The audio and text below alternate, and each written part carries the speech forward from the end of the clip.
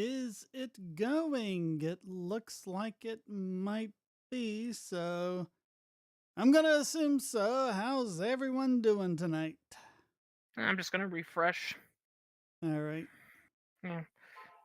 I've got it muted, so Yeah, as you can see on the screen, the camera bit the dust, so it was actually the USB connector, but it was hardwired in, so I couldn't just replace the cable. But I'm thinking that might be the reason for all the problems I've been having with it. If that connector was starting to fail and it was just kind of like on the edge, you know?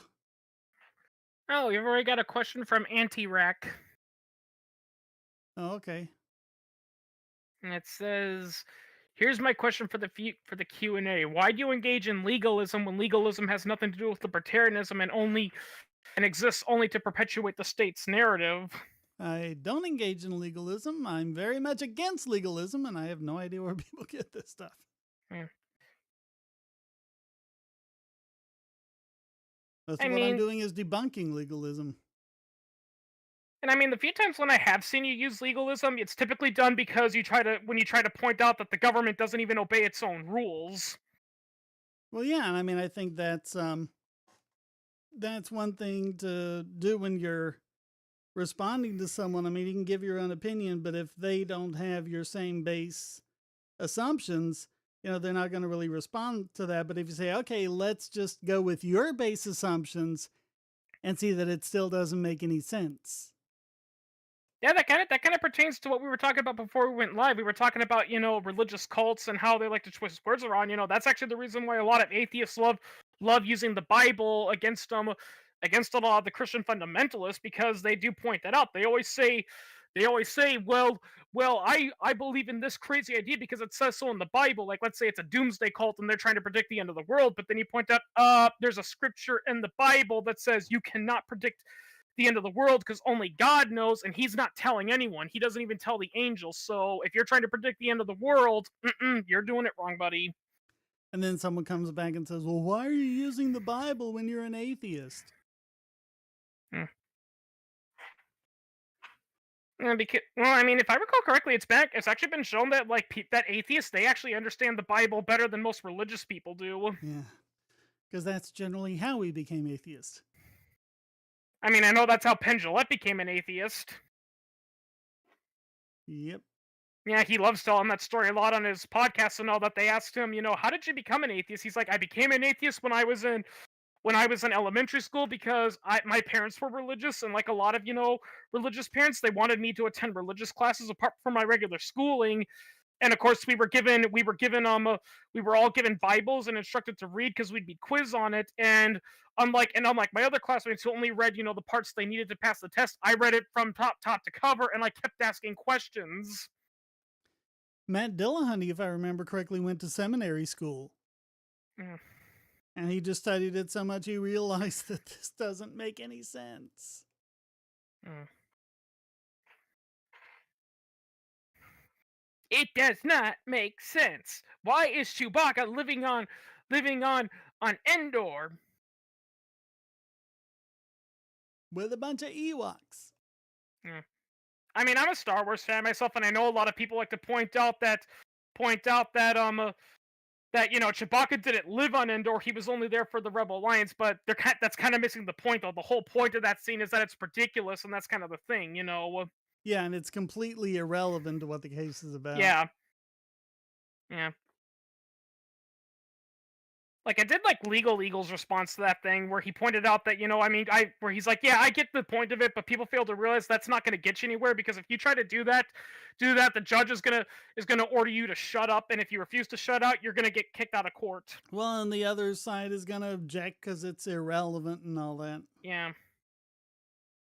Yeah, that's unfortunately why you can't bring the law. That why if you think you're being if you break a law that's questionable, you can't bring it up. You can't bring up, sir, this constitution. What is the constitutionality of the law my client is being charged with? And that's why I think there Nope, needs to be a because const. that's for an appellate court. Yep.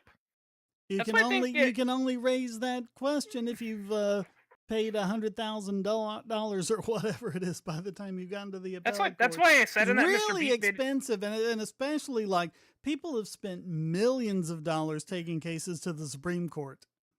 Yeah. It's just really expensive. Yeah, like that's why I pointed out in that Mr. Beast video we did about the Constitution. I think there needs to be a constitutional amendment that says at any point during the trial, the law being broken, its constitutionality and validity can be brought to question regardless, and the judge can't just say nope, it's not relevant. You know, yep. I don't care. I don't care if the rule that you can't bring a chicken across state borders is unconstitutional. I don't want to hear it. You were caught breaking the law. That's all that matters.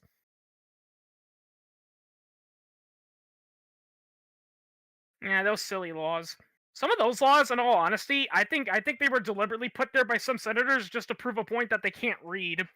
I would do that if I was a congressman or senator. I would put a stupid, ridiculous law in the book that was stupid and clearly 100% unconstitutional, just to see if people would actually read the bill. Yeah. Yeah. yeah, I go up to Congress and I yell, "Hail Satan!" And they're like, "What? Why are you saying that?" Well, it's the new rule now. All congressmen must introduce each other by saying "Hail Satan."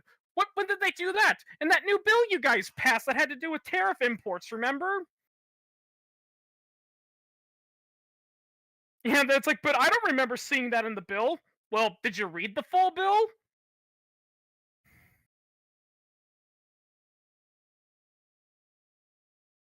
Hmm. I think my chat window's cut off at the bottom. Hang Hmm. on. Hmm. I will say that's one thing. I think you brought this up. That's one thing. That's one of the few things that the Confederate States of America actually did right is that they had a passage in their Constitution that said the that a bill can only cover one topic, and that topic must be the title of the bill. Yeah.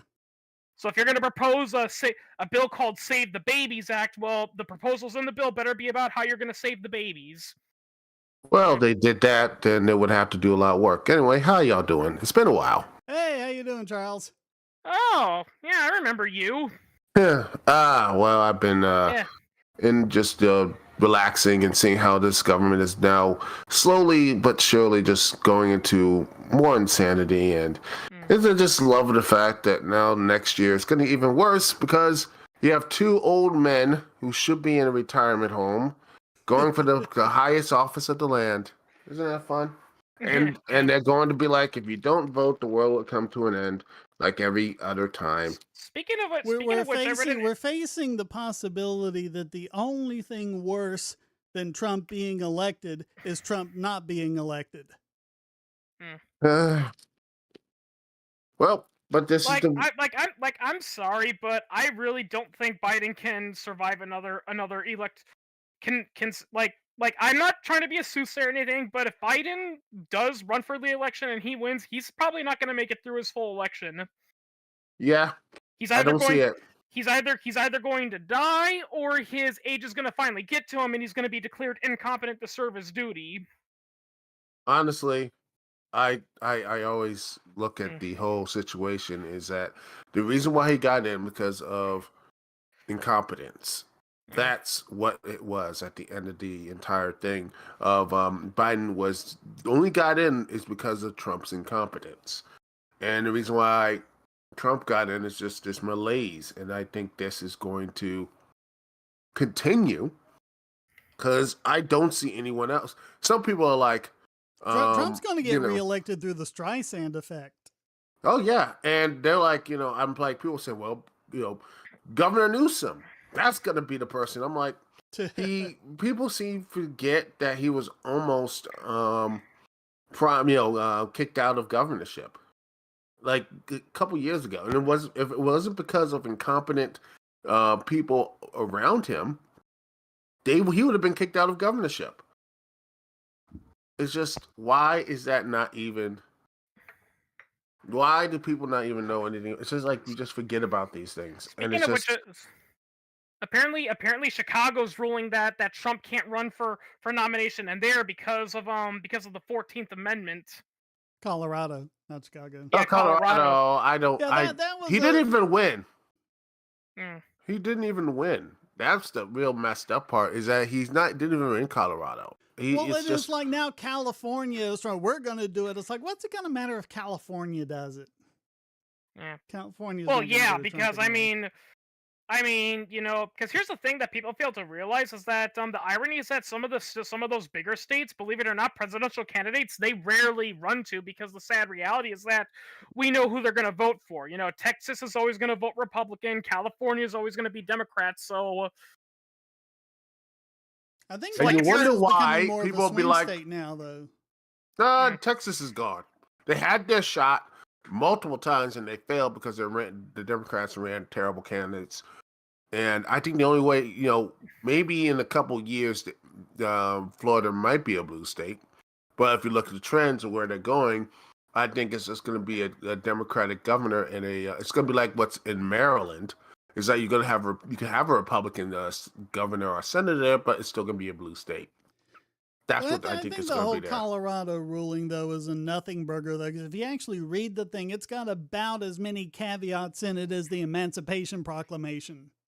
Mm. I'm not gonna lie though. I actually read the 14th Amendment and like it's got some good points. Like the whole point that free people are not to be taken away their rights and all that. But there's some elements of that amendment that are kind of sus. Like for instance, the government doesn't have to report to the people about insurrections or something. I can't remember I the kind exact. of laugh at this whole thing. Yeah. I kind of laugh at it because the one thing I laugh about all of it is like, getting against corruption and insurrections. I'm like, yes. And what does the CIA do again? Yeah. And here's another thing. And here's another thing too about January 6th. Even if January 6th was an insurrection, Trump didn't have anything to do with it. Yes, it was mainly his Mm. supporters that were there, but Trump himself didn't really do anything. Well, that's the issue is that, people ran up in that whole dang on place. Personally, like I said, it's just, I think he stoked the flames of it. At least he didn't was part of the plan. He was always talking about it. That's I think that's what the issue is. If I was in his corner during those days, I'm saying, you know what? Take the L, go back to whatever, sit back, relax, and not do anything, and not do all this court. If people just took the L, which sadly a lot of people don't do nowadays, but if mostly public figures, but if he did, he would have went back and it would have been like, look at what Biden has done. All the slip ups from the East Palestine to Palestine and all the other things that he has really tripped and fell over.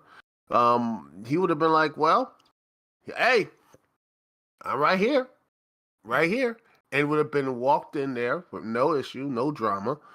It would probably be in the same position, including Ron DeSantis making a fool out of himself, trying so hard to basically not be the Jeb, but probably even worse because at least Jeb actually had true momentum. At least when he announced he had momentum going upwards. When he didn't, and at least when he was like Jeb Bush actually pronounced it, he's like he got momentum and all that stuff. Ron DeSantis, I never saw this before. Once he declared his presidency, he lost momentum. How does that work? Because he's an idiot and people started to realize it. When he did that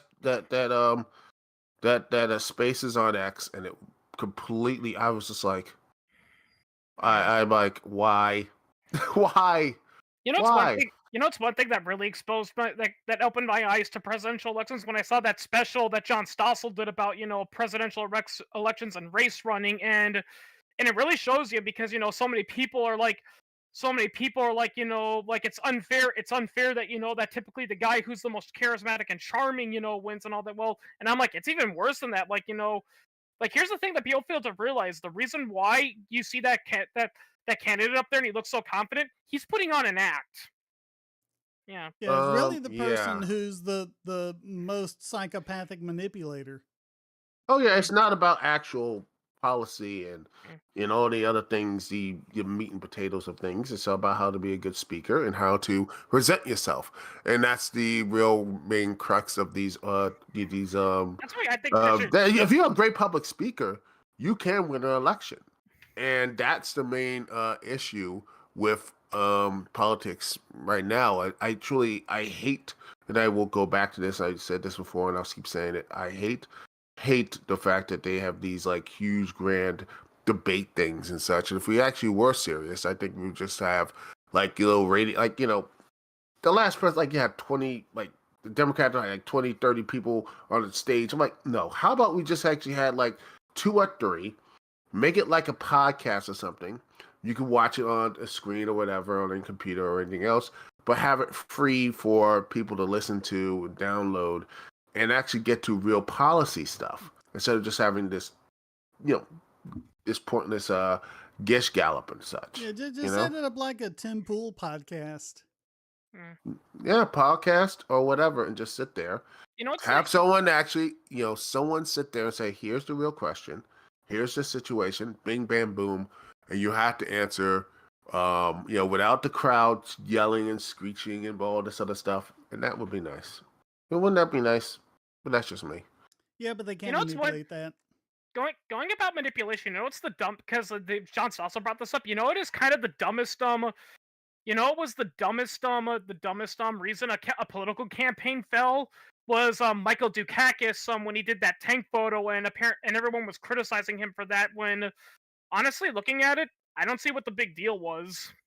I think a lot of people, Yeah. again, hyped that up, and I think Yeah. it's probably from the time.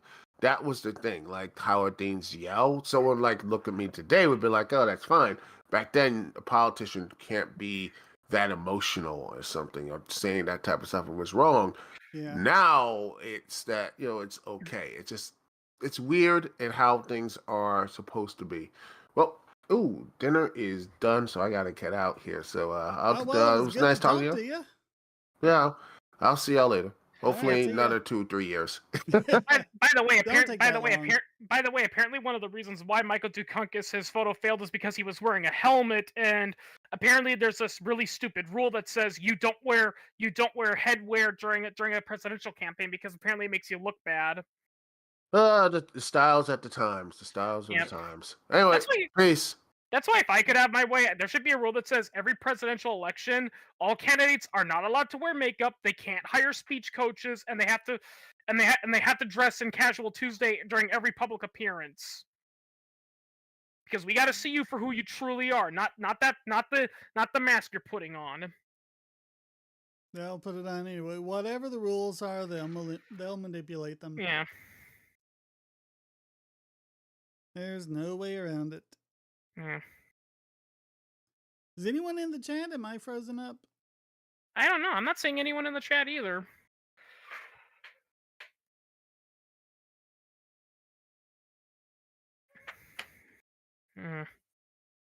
I just don't like that I have to constantly ask that question with YouTube. If they could make their chat work properly. But nope, no one's in there yet. They're almost 2 days notice because I created the stream yesterday morning. So. You know what about the whole mask? I think I know a way we can prevent politicians from putting on a fake mask. How about we make it every presidential campaign? All candidates must wear a mask during their public appearances. And I'm not talking about those medical masks. I mean a mask that completely covers their face and disguises their voice. Yeah. You don't know who it is. That's you don't know. That's gonna be the funny thing. Yep, you don't know who it is until the election. So that can also prevent like those stupid campaigns, where it's like so and so said this 20 years ago. Oh, but we're not going to tell you what the context of the quote was. We're just going to tell you he said it, and that's bad. Yeah. Yeah, this person says said the N word, 10 years ago. Oh yeah, I remember that. He was at that hip hop concert and he was singing along to the song. But that's not important.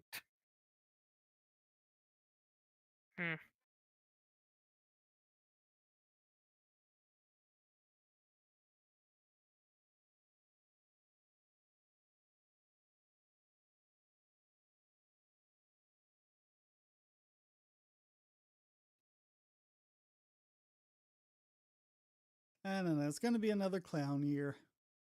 Mm. No, indict Trump again. Maybe that'll make the difference this time. Yeah.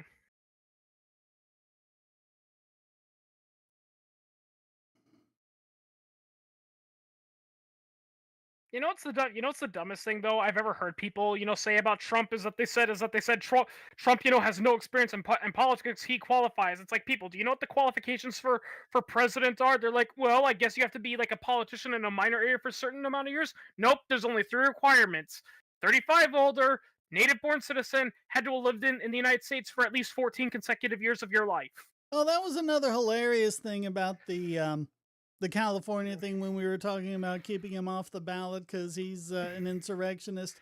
Apparently, I forget what position she is. The woman who was saying we're going to keep him off the ballot here in California apparently thought it was 40.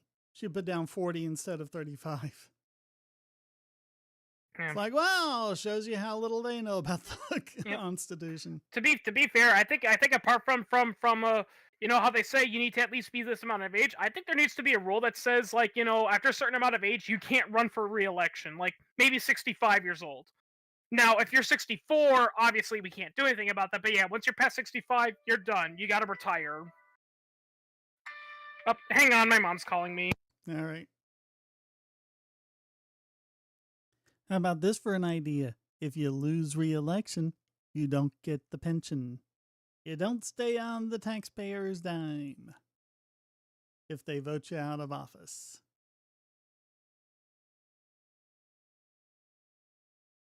So you do that, and then you can get rid of term limits. Is that okay? We'll get rid of term limits. You can run as many times as you want, but as soon as you lose the taxpayer pension. You want to just say, I'm done, and then go home, then you keep your pension, but... Yeah, sorry about that. Yeah. I was just putting out the idea that if you lose a re-election, you lose your taxpayer pension. Mm. Think of what that would do. Yeah. Or another thing too that I brought this up is we need to make is that we don't just need to make term limits, meaning you can't run for a certain amount of time. There needs to be a rule that says, if you serve in a government office at any point and you're done with your term limits, your career in politics is over. That's it. You can't run for any public office anymore. Go find a real job now. Because if you could get it to work, that would get rid of, a lot of these dumb rules, because a lot of these rules are passed because the politicians, they want re-election, But if they're only legally allowed to be a one-hit wonder, what's the point? Well, it would also get rid of a lot of these fossils that have been in there for half a century. Yeah.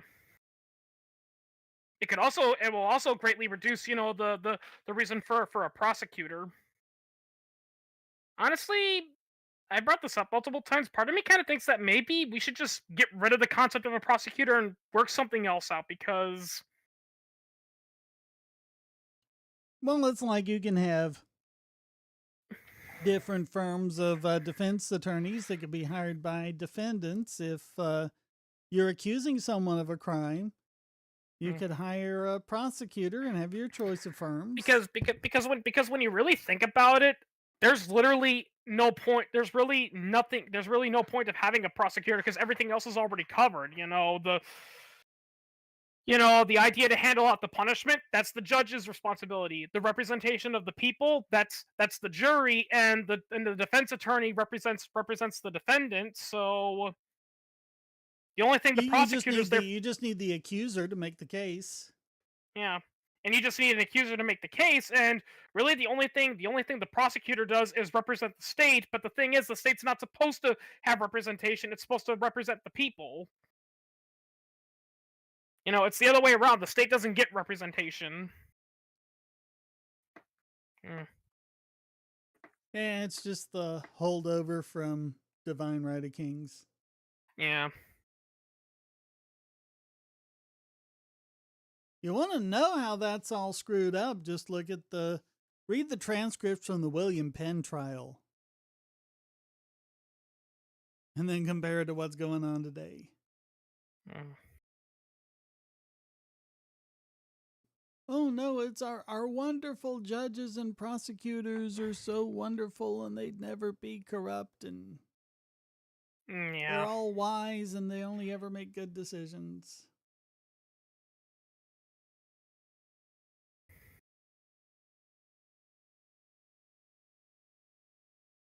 Yep. And if you defend your and if you and if you sit and if you stick up for your defense, everything, then you're attacking the legitimacy of the court.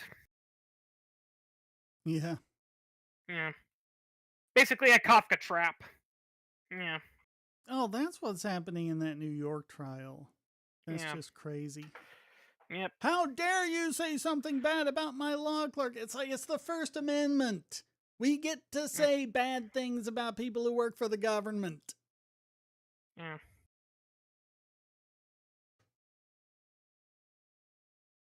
The fun fact, the funny irony about the trial is that, contrary to popular belief, Franz Kafka did not write that to make a political statement or anything. He wrote that because he was battling depression and self confident issues, and he said that's basically what it was. Is how people judge us, and we don't know.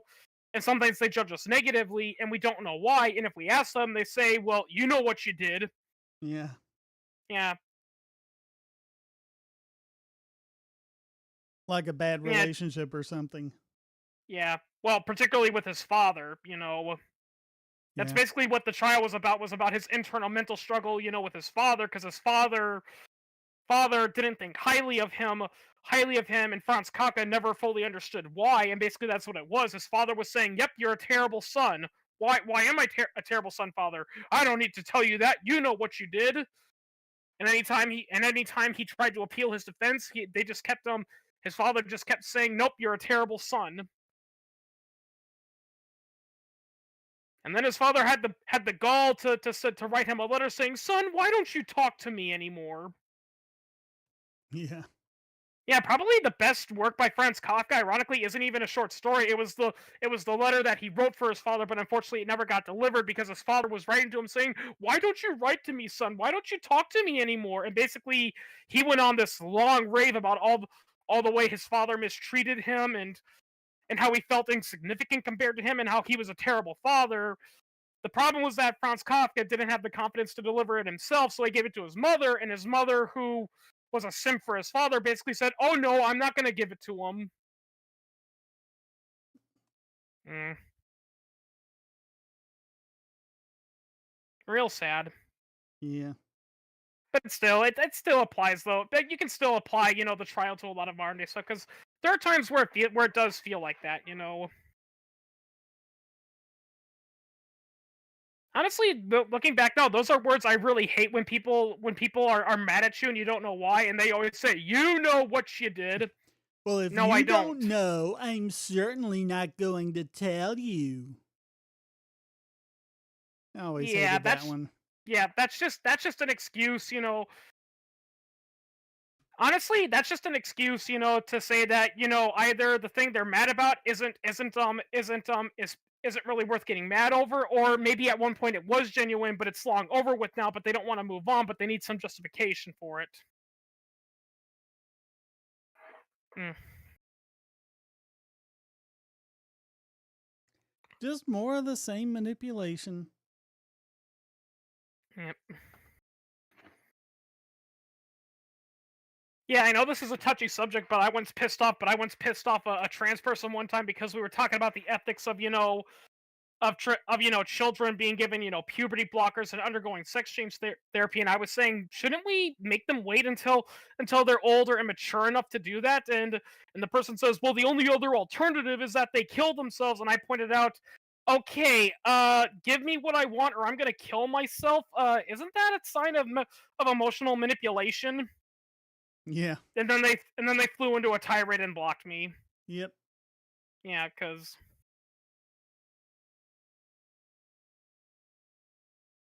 yeah. I'm sorry, but I hate it when people when in the whole trans debate they always bring up suicide. Because, like, I'm sorry, and I've battled with depression and suicidal tendencies. If you're gonna use your suicide for that, you're just I don't want to hear it anymore.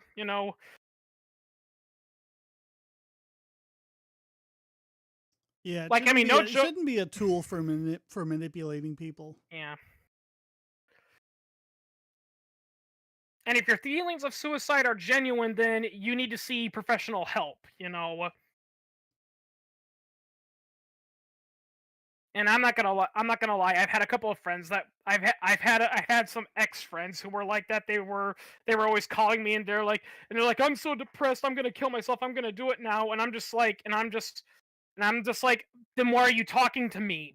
You know, then why are you talking to me? Contact your emergency service center and tell them. Why are you talking to me? Yeah. Yeah, Hello, Andy. it's yeah, Someone actually in the chat. yeah. Been Yeah, kind it's of two dead up o'clock in the until morning. now. I'm trying to sleep, and now you're scaring me. And people wonder why you develop that mentality of it's like, that's it. I'm gonna do it. I'm gonna do it now, and they're gonna say, okay, do it. Yeah.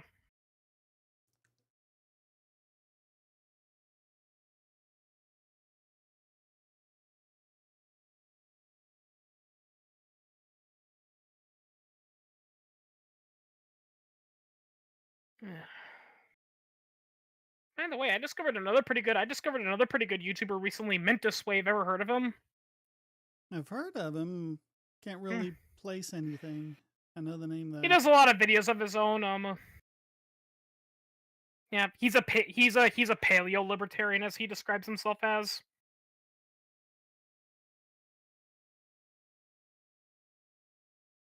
Hello, Darius.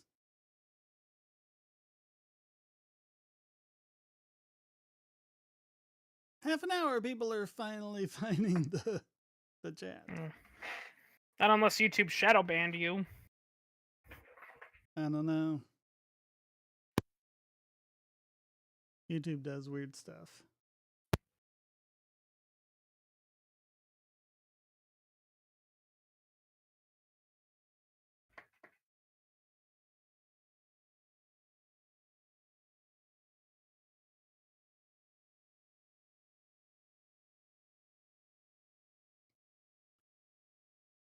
I mean, because what's supposed to happen is when I schedule it, it's supposed to pop it up to the top of everyone's subscriptions. And so you should have had something like a day and a half to see that.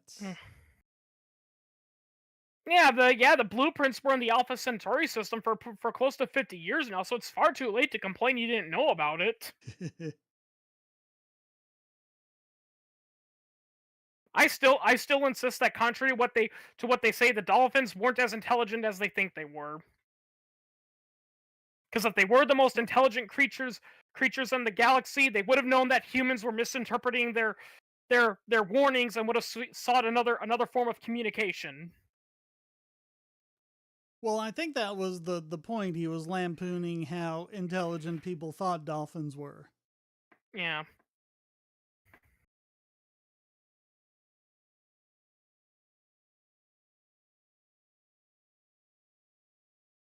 Yeah, you have to think on that second level with Douglas Adams. Yeah.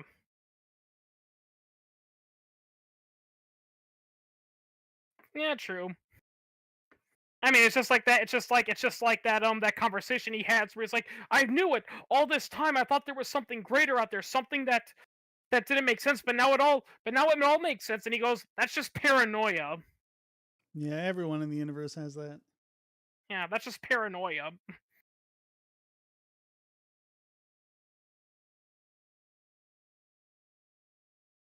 I will say that's also one thing I kind of like about the Vogons is that that's like we brought this up before, but one thing that seems to get ignored a lot in a lot of adaptations of Hitchhikers is that when you really think about it, the Vogons are very based. Like a perfectly good example is their poetry. Like they're universally described as the worst poets in the universe. And here's the thing: they're Third not worst. offended by it. They're what? Third worst. Yeah, the third worst. Yeah, but the thing is, they're not offended by it. They're not like those people where everyone's too afraid to tell them they suck. They know they suck, but they don't care. Like if I recall correctly, the first Vogan he meets, he tries to flirt with him and saying, "Oh yeah, you're probably doing it to reflect your inner child." And then the guy goes, "No, I just write poetry because it's a pastime." Yeah. Yeah. As I you do it build out a of sharp boredom. It's relief. yeah. Hey, you mentioned that too. Like another issue that some adaptations have is they portray the Vogons as like evil or like greedy capitalists, but when in actuality they're just bureaucrats. Yep. Yeah. Yeah, they don't blow up planets because they gotta make money or because they're an evil empire. They blow up planets because it's like, okay, what's on the list? Oh, we gotta blow up this planet. Okay, let's get the construction team ready. Yep. Someone filled out the paperwork, and so okay, Yep, blow up the planet. yep. I mean, if I recall correctly, that's what Douglas. That's kind of the whole point. Douglas Adams was making fun of about how there's a lot of government bureaucrats that do these really stupid ideas and all that. And when they're asked, why did you do that? They're like, I don't know. That's just what my orders were.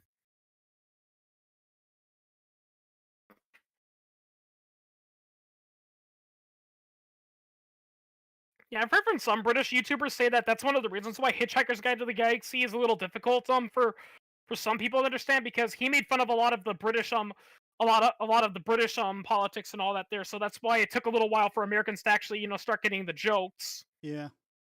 Hmm. Well, and even a lot of Brits today won't get jokes like his name being Ford Prefect. Hmm. Because they only made that car for like a few years in the 70s. Hmm. The Ford Prefect.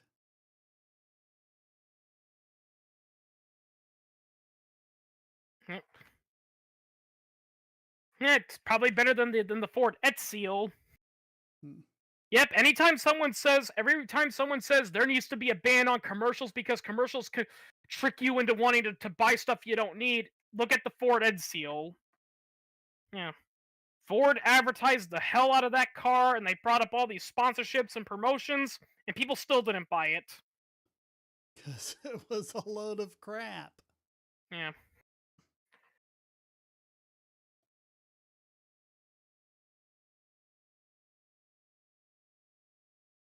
Mm. Either that or they go the other way, like the Ford Pinto, and they talk about how dangerous it is when it was no more dangerous than any other car on the road. Yep. Get that little funny moment in Top Secret where they're slamming on the brakes going up to the Ford Pinto, and they just kind of tap the end, dink, and then kaboom.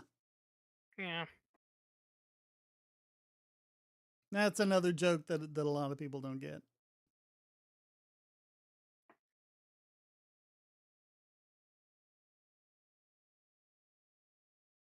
To be fair, one joke from the live action Jim Carrey Grinch movie that always made me laugh is how he's driving that teeny tiny little car and he crashes it into a trash can, and despite the fact that it's a teeny tiny car and it catches fire, it makes this huge almost nuclear explosion. He's running away from it so dramatically.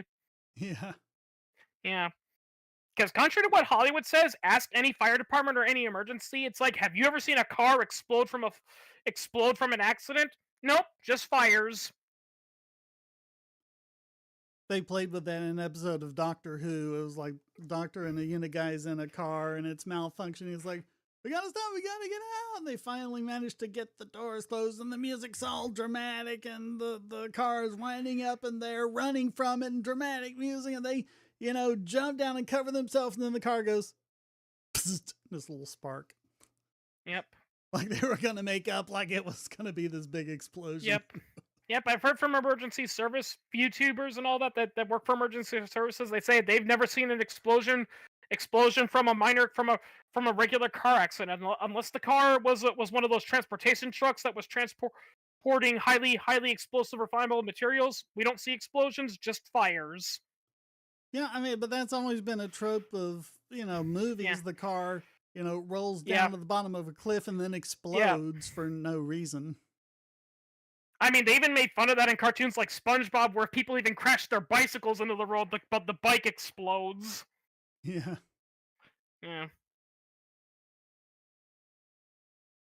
Yeah, unfortunately, film is all about showmanship, Like a common trope I've mentioned, I don't know if I've mentioned this before, but a common trope we see in a lot of action and war movies is like the guns have these large muzzle flashes when actual people will tell you you don't want your gun to have a muzzle flash because it can blind you and it can give away your position, but film directors like it because it looks cool. Well, and it also means you're wasting powder. Yeah, But film is visual storytelling. yeah. Like, fun fact, the M41 pulse rifle from Alien, it was originally going to be built out of an MP5, which actually would have made the gun lighter, which actually would have made the prop easier and lighter because the MP5 was designed to be modifiable, but it was switched to the heavier and much more cumbersome Thompson gun because the MP5 didn't produce a big enough muzzle flash. And James I mean, a Cameron lot of wanted it, that. a lot of it depends on what the effect that you want is, how serious is what's going on, because it's not about accurately portraying it. It's about telling a story. So, Yeah. how big is the muzzle flash going to be? How loud is the bang going to be? How deep is the bang going to be? How much are you going to Yeah. hear? Other aspects of it. It's just all about the story.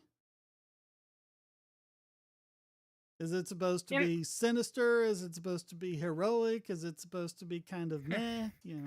kind of reminds me about this documentary I saw about the making of Jaws, and Steven Spielberg was talking about the making of Jaws, and he mentioned how when they were filming the scene where they discovered the girl's body, the original prop they built looked way too plasticky, and it's like, dude, this looks fake. Why did you bring me this? And apparently, one of their consultants says, actually, believe it or not, sometimes bodies, if they're lying in the sun, they absorb all that sunlight, all that light, so they become shinier, so they actually look plastic. And Steven Spielberg's response is, well, that's cool, but the audience doesn't know that. They're gonna think it. They're gonna look at, and they're gonna say, hey, that's not a body. That's a plastic. That's a plastic mannequin. Yep. Yeah.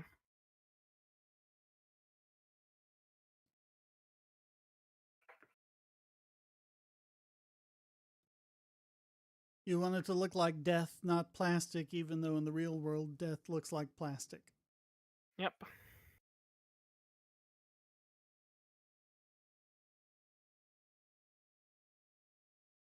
Yeah, it kind of reminds me about I've watched some of those YouTube videos, of like, someone in next possession watched this, and I remember, watching a mortician watching, famous dead body scenes and all that, and he was jokingly saying, it's so funny, like all these films, portray the bodies always coming in, they look peacefully, like as if they just died in their sleep, and unfortunately, even if they die of natural causes, they never come in looking like that. Yeah. Yeah, that's the whole reason why we have, morticians and embalmers. It's their job to make the person look like they passed away in their sleep. Yep, to make them look peaceful. Yeah.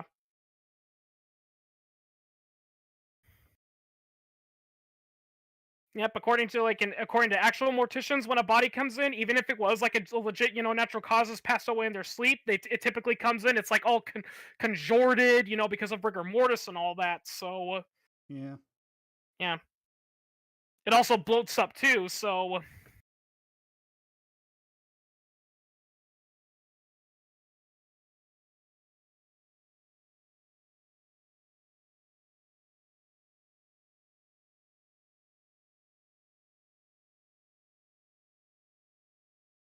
I mean, you engage in amateur filmmaking, so you should know some of this stuff. Well, yeah, and it is, again, it depends on what kind of effect you want to have to the audience. Do you want them to look like they passed away in their sleep, or do you want it to look like they were in pain or whatever? They're not Yeah. going to, even if someone died in pain, the muscles in your face relax when you die, so you're not going to hold that, freakish. Yeah. Yeah, so if a ghost scares you to death, when they find your body years later, you're not going to be like looking, with that look of fear on your face. But you'd want to put that on film because Yeah. you want the audience to feel that. Yeah.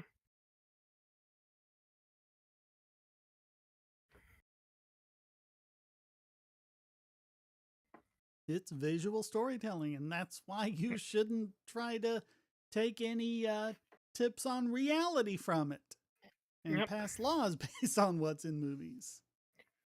I mean, guys like Shadowversity have brought this up too. That the reality is the thing is, and they make fun of it all the time too. But they also understand why sword fights are the way they are. Because if you were to film an actual realistic sword fight, it'd be pretty boring because it'd be over in 10 seconds.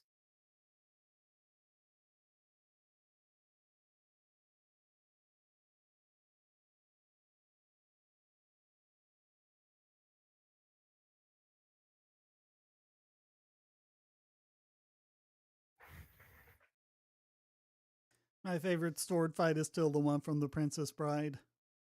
Mm. Very polite sword fighting. Mm.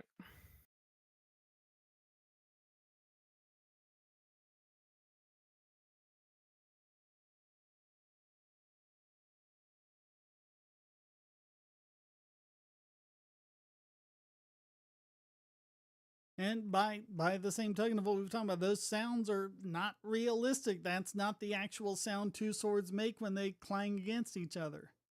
Yep. Yep, it's all it's all done in post production, you know. Yep. Yep. Yeah, I actually saw like a behind the scenes documentary about Indiana Jones, and you know how in the Indiana Jones movies, you know, every time he punches someone it has a very iconic sound to it. Apparently the way they did that sound was they hit like a sack or something that was filled with something. Forgot Oh, what it was there are a filled number of. of different ways of doing Yeah. that. Sometimes you'll like hit a side of beef or something with a boxing glove. Usually what they'll Yep. do nowadays is just layer a bunch of sounds. Yep. But again, it all depends. Do you want it to be a kind of wimpy thunk that doesn't do anything? Or do you want it to be like this really threatening pap that, does damage? Yep. I also learned, you know, what a lot of filmmakers use to make, you know, laser noises for like science fiction war movies. You know what that is? You take a little wrench and you hit a steel cable with it. Yeah. Yeah, it makes a twerp twerp sound. Or you get like Yeah, a and apparently, flexible piece of metal, and then when you strike it, you just change the tension of it and it changes the pitch. yep. That's how you Another kind of audio get that technique I learned pshum, pshum, pshum sound. and this actually applied to the lightsabers from Star Wars. I've learned that apparently the sound that was made for the lightsabers when they struck, you know, that sound.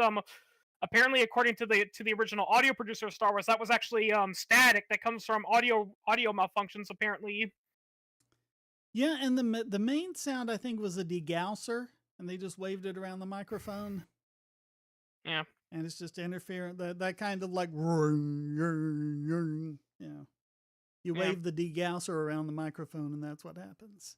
yep. And also for those wondering, you know what Darth Vader's iconic breathing was? It was literally the recording of a scuba diver's oxygen mask. Yeah, because you can hear the valves. Yep.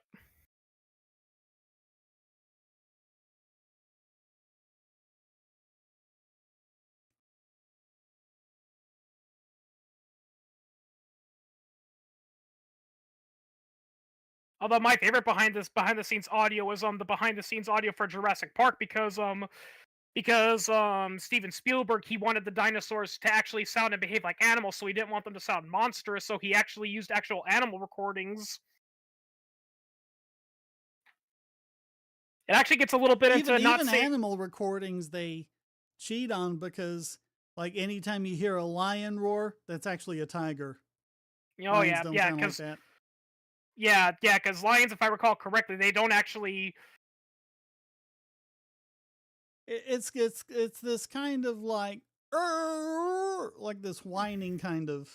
Yeah, yeah, they don't produce that gurgle, you know, that gurgle sound that you hear in a lot of roars. That's a tiger. Yeah. Yeah.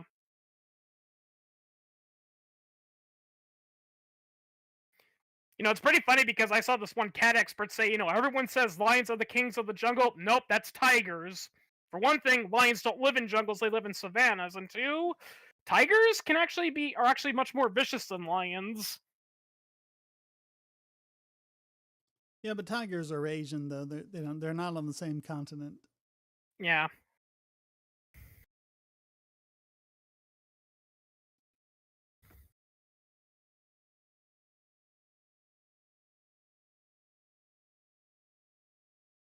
Yeah, apparently according to one of the original sound designers for Jurassic Park, he even admitted some of the sounds they used for the dinosaurs were not safe for work because a lot of them were animal mating calls. Yeah. Yeah. Like fun fact. Most of what you hear from animals is mating calls. Yep. Step outside at night. Oh, listen to the crickets. You know what those crickets are doing? They're trying to get Yeah. laid. Yep. They're saying, "Hey, babies, I'm a hot single male cockroach here, cricket here." Actually, fun fact: the one that made me laugh the most was there's a scene in the original Jurassic Park movie where the T-Rex captures a Gallimimus and is eating them, and before it finishes them off, the Gallimimus makes this one final cry. Apparently, according to the original audio, it was the sound of a mare in heat that was being mounted. Yeah. And the next sound afterwards, which is the T-Rex grabbing the Gallimimus and shaking it to finish it off, that was a dog playing with a rope toy. A lot of cat fight sounds in movies are actually cats mating. Yep. Yeah, cuz I've heard actual cats when they're not necessarily fighting, but when they're challenging another cat to a fight, it sounds nothing like that.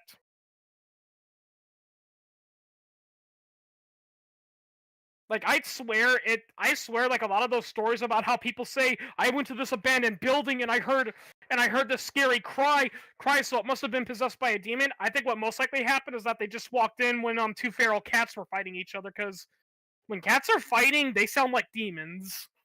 Or mating. Yeah. Or basically any other kind of critter mating.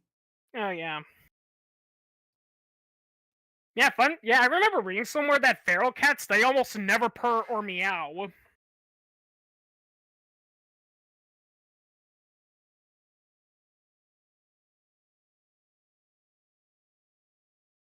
Yeah, a lot of that demonic screeching really sounds like cats mating.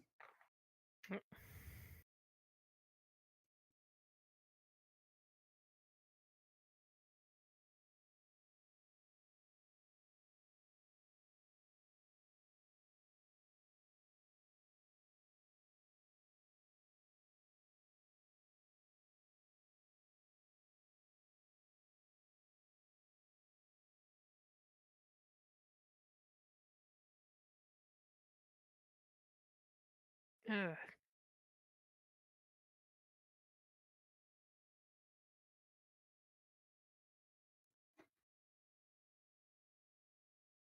Hey, Andy Davis wants to know what did you believe in before you were a libertarian? I was always pretty much a libertarian. Hmm.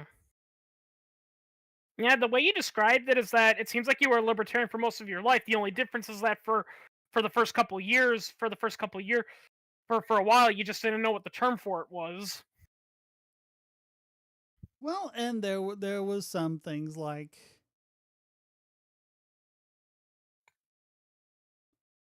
I remember kind of the last thing I had to give up before I was a full-on libertarian was the Americans with Disabilities Act. So I was always a little more on the left, I guess. But never like I was never in favor of gun control. I was never in favor of the war on drugs. You know, none of that stuff really made any sense to me. Daria said, "I wanted to ask you this, Shane. You know how Southern Democrats fought for slavery and Jim Crow, but why do you and..." Sorry, my mom's calling again. All right.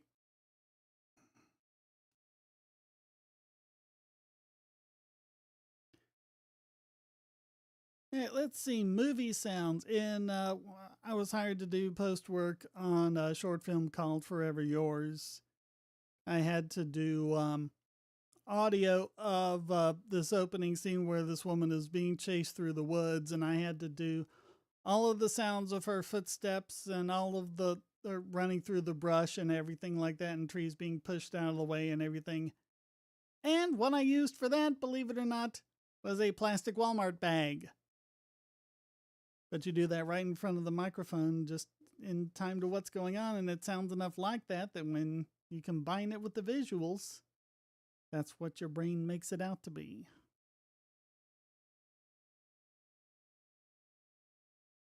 It's all about painting a picture with sound. You're using a cheap metal prop? Well, just futz around with a vice grip or something like that right next to the microphone. in time with what's happening on the screen. I'm back. Sorry. All right. My mom is doing shopping. She wanted to know if we had something. Mm. So, did you answer Darius' question, or? What was his question? I always wanted to ask you this, Shane. You know, Southern Democrats fought for slavery and Jim Crows, but why do you and so many libertarians defend the Confederacy during the Civil War? We don't defend the Confederacy. We don't defend either Yeah. side. Being against the North doesn't mean we're for the South. Yeah, I mean, to quote Razor Fist, you know, the Confederates don't have to be the good guys to prove that the Union was mostly in the wrong in that war. Yep. Because I bring this up so many times before. The cause of the Civil War was not slavery. It was not the South declaring their secession. It was the Union's response to the secession. If the Union had It said, was the "Fine, Union wanting to keep them in so they could continue to collect the tariffs.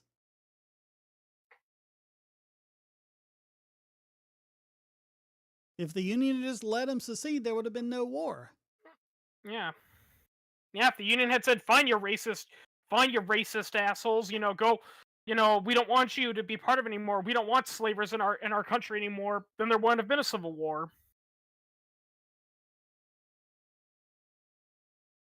You know, it's another misconception too that a lot of people like. Well, and there That a lot of wasn't people. there wasn't even any claim from Lincoln or the Northern forces that it was about slavery until late 1862. Yeah. That's only because The they were thing, losing support. And the thing I love is that some people say it's like, yeah, but if you look at, you know, their declaration, a lot of them mention slavery and white supremacy as their secession. You find out, okay, which ones? Well, the initial founders did that. It's like, yeah, the initial founders of the Confederacy did. People fail to realize, you know, the Confederate States, they didn't all secede at once. It was initially only 4 states. Yep. Yeah. Yeah, the others, yeah, if I recall correctly, a lot of states that would later join the Confederacy, they were initially against the idea of secession. It wasn't until the Union declared the South under martial law and started military blockading that a lot of them were like, okay, yeah, this is going too far, we're seceding. Yep. Yeah.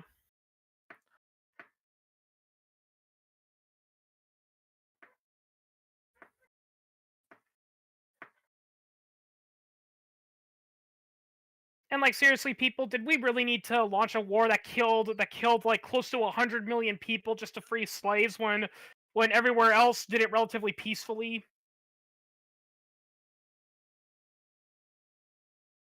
Because like the only other country I know of that ended slavery through very violent methods was Haiti, and the Haitian Revolution didn't end well. Yeah.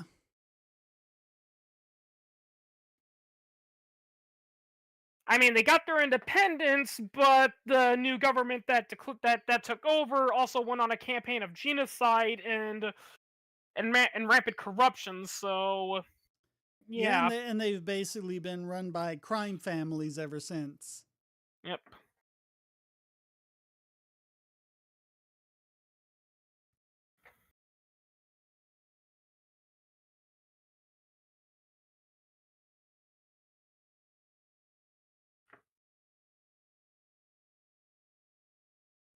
Yeah, there's really no other country in the world that ended slavery through violence. Yep. So the idea that we had to fight the Civil War to free the slaves is just nonsense. And of course, when I bring that up, like some of the dumbest arguments I've heard of is like it's like, well, because the Southern Americans and like the Americans of the South were super extra race. It's like no more racist than the European powers because the European powers were pretty racist. Yeah. Yeah. So and another thing too, you have to remember is that a lot of abolitionists at the time, just because they were abolitionists, that does not mean they were civil rights people that thought that, you know, black and whites could integrate. A lot of them were still white supremacists. You know, their attitude was not, you know, we shouldn't enslave people because slavery is bad, and that all men are equal. Rather, their attitude was slavery is something that only barbarians do, but we're white people, we're better than that. That was the mentality a lot of them had. Yeah, we're better than that. We're not these savages that go around enslaving others. That's something only savage Africans do.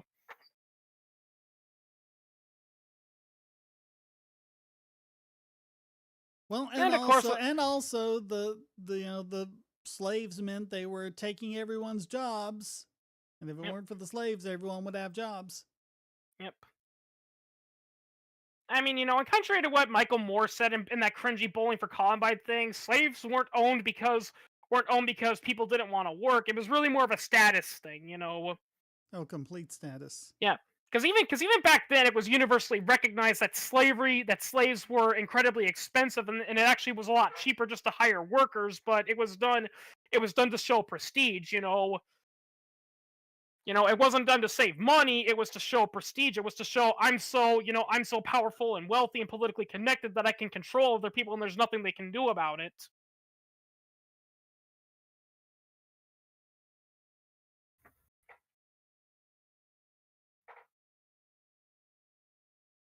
Yeah, that's the reason why, shocking as it is, most Confederates didn't own a single slave.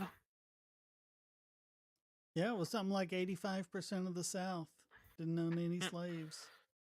And why do Yeah. they think all those, soldiers would have fought for the Confederacy to fight for the right of rich people to have slaves?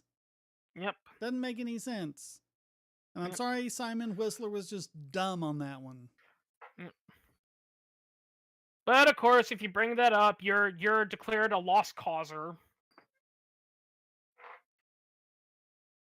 Like, yeah, don't get me wrong. There's a lot of political bogasity, like on some of those Southern people's side, but pointing out the truth doesn't mean that.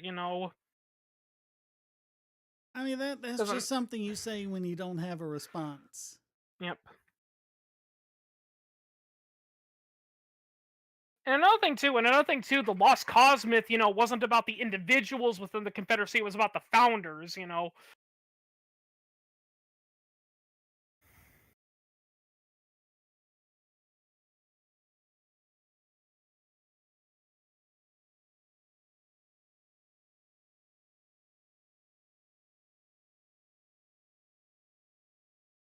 Andy Davis says, "I'm not a libertarian personally. I'm a social democrat." So basically, you support a system where your rights are determined by the majority. Well, social democrat, so it's not even that. Your rights are determined by the elite. Yep.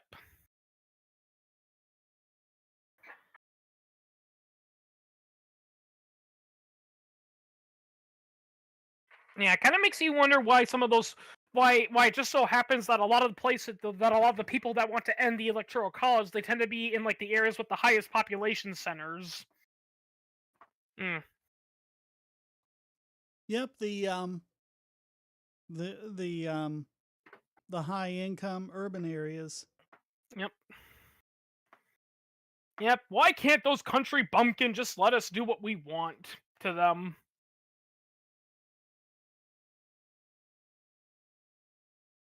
Yeah, that's what I really hated about Mr. Beat is that episode he did where he like talked about it's like why should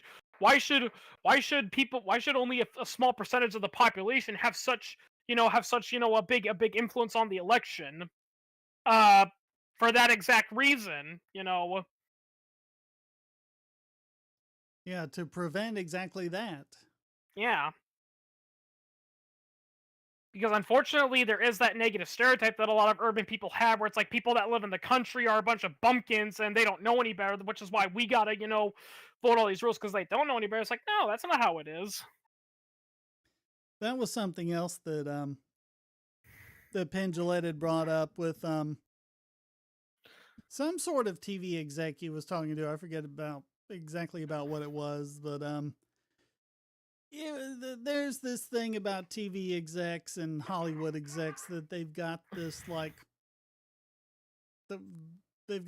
really overblown sense of like their own self-worth and everything. And so it was saying to Penny, it was like, well, you and I might be smart enough to understand that, but you have to understand these bozos in the Midwest, wouldn't be able to do it. And Penn said, wait a minute, what bozos are you talking about? You mean the bozos in the Midwest who are programming computers and doing brain surgery, and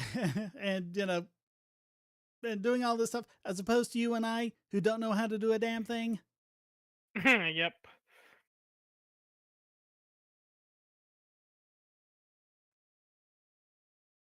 I mean, there was a South Park. I mean, one of the South Park episodes are special. I mean, the South Park special made fun of that too. Where Randy's complaining people don't know how to do stuff nowadays. I'm gonna show you how to fix the sink. You pick up your phone and you call someone to repair it. Call the handyman, yeah. Yeah, call the handyman. Instead of today where people are like, Google, how do I fix my sink?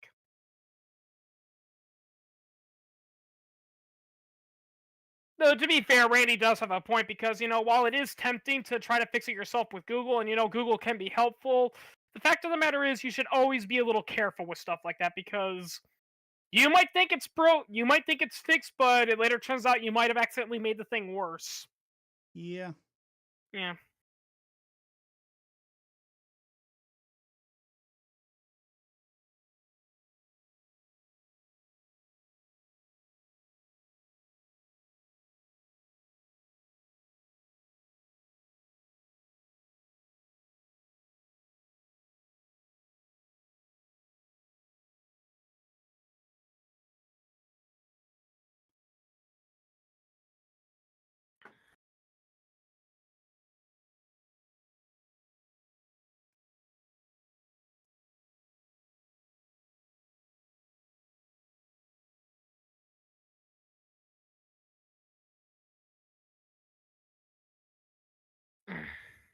So, got any plans this holidays or? Well, things are just kind of Huh. weird this year because of everything that's happened. Everyone who's recovering from broken bones and everything. Hmm. Yeah, your daughter got married, huh? Yeah. Hmm. Was that the one you filmed with the ice bucket challenge a long time ago? Yep. That was her. Oh wow. Wow, where's time go? Mm-hmm. Like, how old is she now? Uh, 22? Oh wow. Yeah. Yeah, 22. Hmm.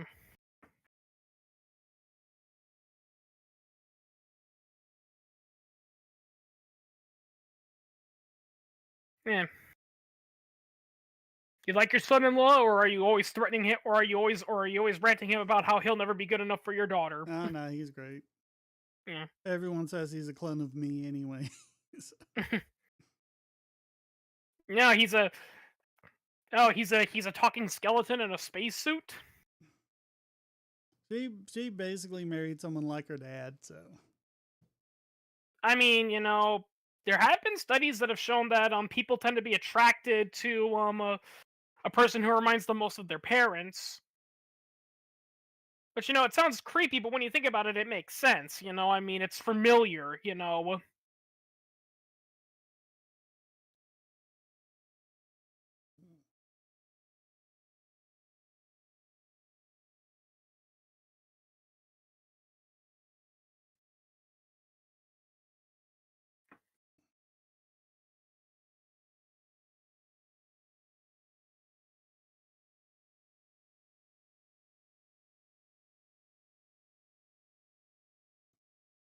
Oh, let's see what's in the chat. I can test the argument that the rich were poor slaves. Whites who did the lynching didn't own slaves. That was after slavery was. Oh my God.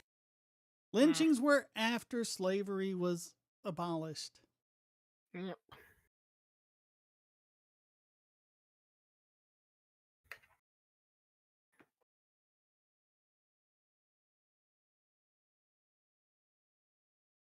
It's kind of like the people who try to say that Uncle Tom's Cabin was a racist pro-slavery novel and stuff like that. Mm. Did you actually read the novel? Apparently they didn't. Yeah. Yep, anyone who calls a black person an Uncle Tom is an insult. Yep, they didn't read it. Kind of reminds me about how in the Tom Sawyer book there's a character called N-word Joe or something, and everyone's like, oh, he used the N-word, that means he hates black people. But if I recall correctly, N-word Joe is actually one of the smartest characters in that book. Oh yeah. Yeah. Yeah, and Tom and Huck were friends with him. Yeah. Stupid phone. How am I getting all these calls? That's why I put mine on D&D. Mm.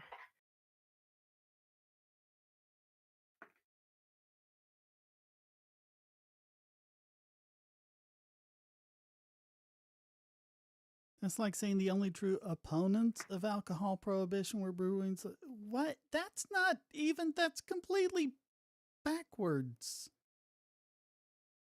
It would be the defenders of alcohol prohibition. Oh my God. Mm.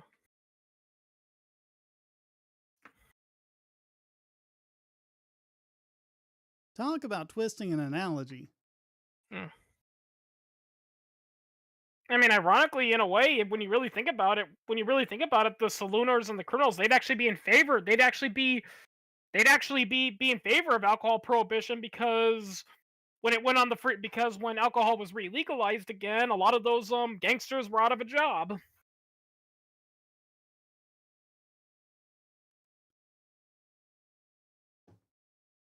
I actually Yeah, once but I had mean, this interest. trying to get the analogy on track, it would be like saying that the regular people were in favor of alcohol prohibition, just like he would be saying that the regular people were pro-slavery, which doesn't make any sense at all because they would be the ones who would be going to the bars to drink, just like they would be the ones who would be working at the jobs that would be available if it weren't for slavery. I remember seeing this thing about prohibition one time, and it says apparently prohibition is the reason why the ham and cheese sandwich became America's favorite sandwich. Why is that?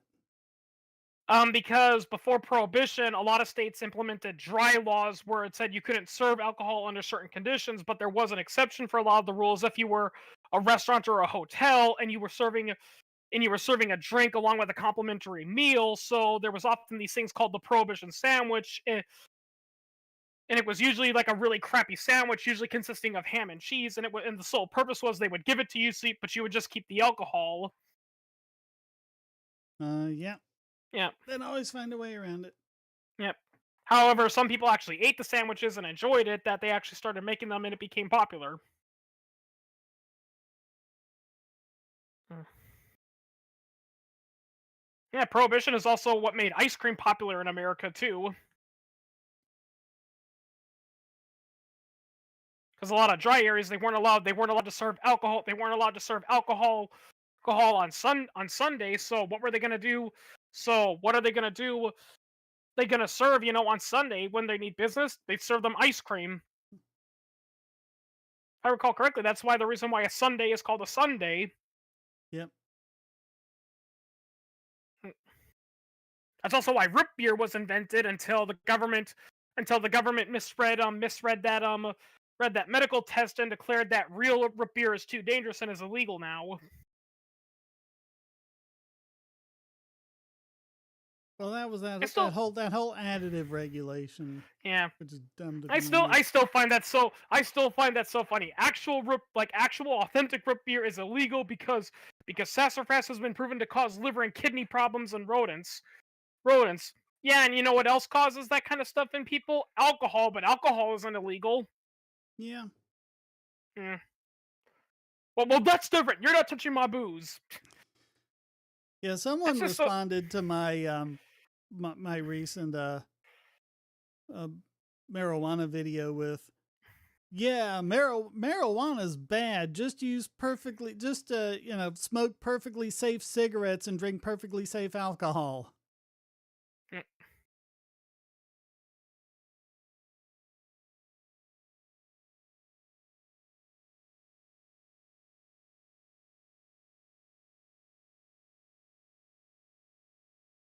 By the way, Shane, have you ever thought? Where's my mom went now?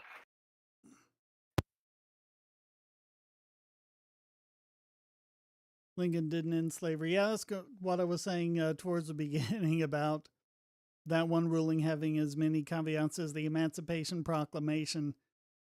Sorry, folks, but that didn't free a single slave. Historians have actually challenged people to find one, documented person who was a slave who was freed because of the Emancipation Proclamation. And no. Because there were slave states that were still part of the North that never seceded. It didn't free slavery there. It only freed slaves in the states that were in rebellion. In other words, the South, where you didn't have jurisdiction, but it excluded all of the parts of the South that had fallen back under Northern control. So, yeah. Nice going with trying to free all them slaves, huh?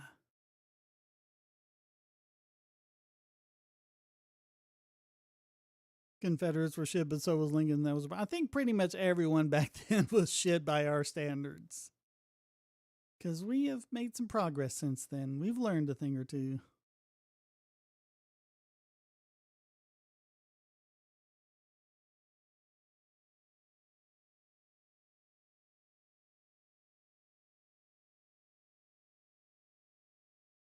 Call me an Uncle Tom all the time for being a Republican. Mention to her that Martin Luther King was a Republican. Sorry, my mom just wanted to let me know she's on her way. All right. Thought we were supposed to have a couple others show up. That's why we did it tonight. Yeah, what happened? Oh. Sean looks like he was interested.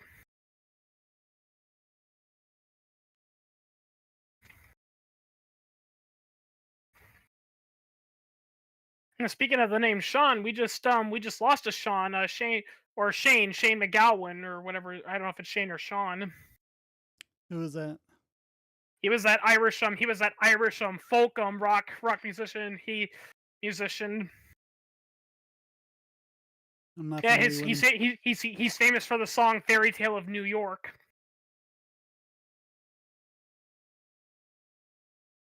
I haven't heard it. Oh.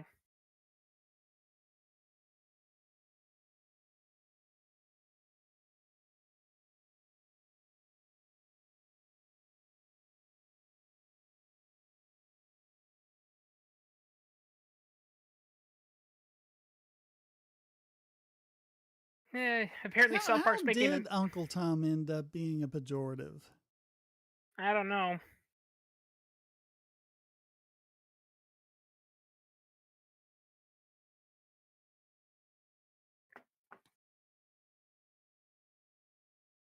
Because he ended up putting up with like 2 days worth of beatings that ultimately killed him in order to cover for his fellow slaves who were escaping.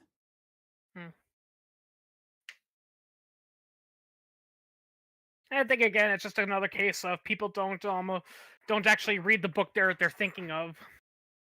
Yeah.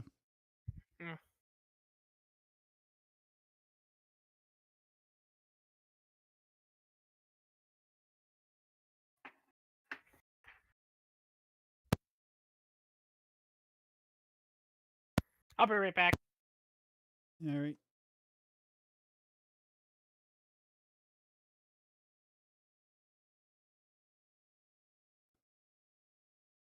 Yep. All the time people complaining about things that they've clearly never seen or never read or whatever, all the books they want to ban. And it's like, well, why do you want to ban it? Well, because it says this and this and this. Well, I've read that book and it doesn't say that.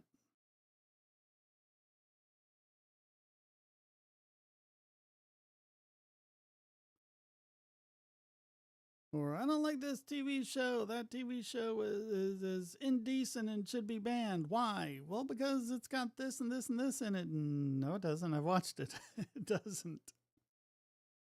Harry Potter, we have to ban the Harry Potter books because it teaches kids to make spells. Have you ever actually read the Harry Potter books?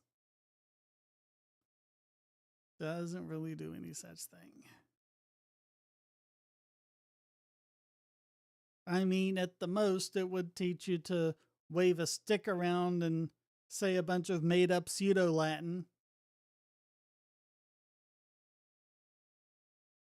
After which nothing will happen.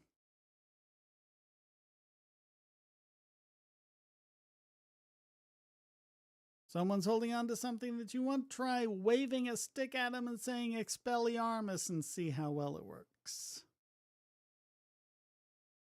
Spoiler alert, it doesn't. The reason Uncle Tom became a slur was because of all the plays that make Tom look like the Jim Crow stereotype of whatever. I don't know. I'm back. Sorry, my mom's back. She wanted me to.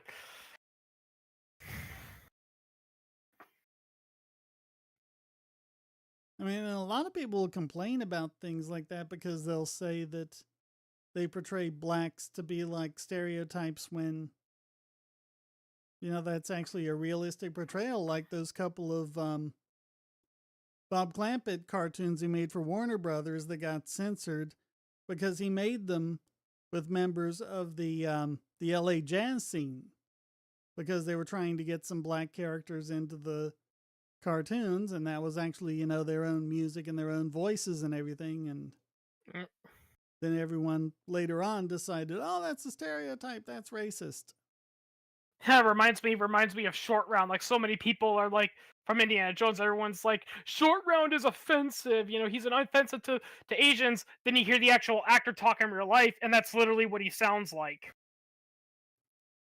Yeah, or the Uncle Remus books, how they say the way words are spelled and everything is racist when it's a phonetic.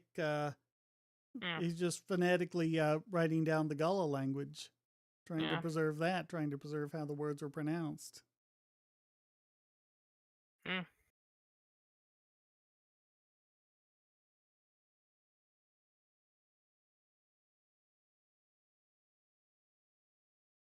Unfortunately, Shane can't make it. It's his brother's birthday. I was about to jokingly say, you know, that time when it was your wife's birthday, I said, well, that she can join us.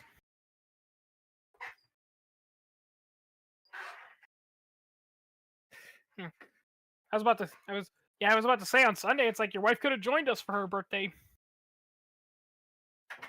See, even that, Darius, doesn't make sense because the idea is that, like, an Uncle Tom is a black person who's betraying black people in some way, not that they're like acting goofy and making the race look bad or anything like that. It's like they're like betraying them or something.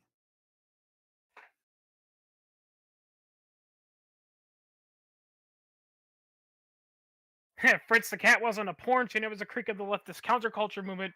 Fun fact, that's why the original creator of Fritz the Cat, hated the film. Even though it was very accurate, it was Ralph Bakshi pointing out, it's like, listen, this is what you guys sound like, you know.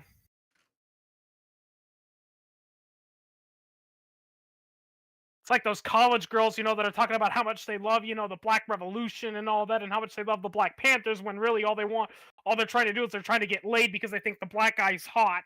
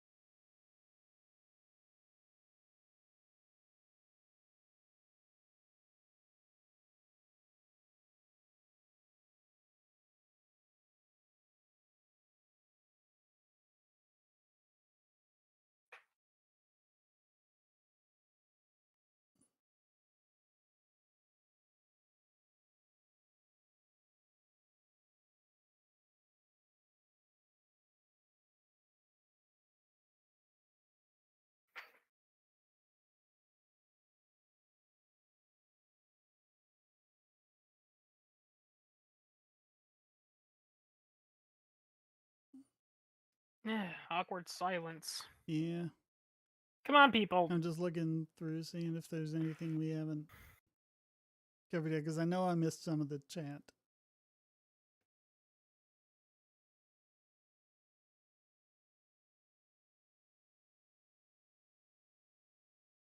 Oh yeah, Maryland. Like when Maryland voted for secession, Lincoln actually said in the troops to say, you will vote against secession, because Virginia had already been seceded.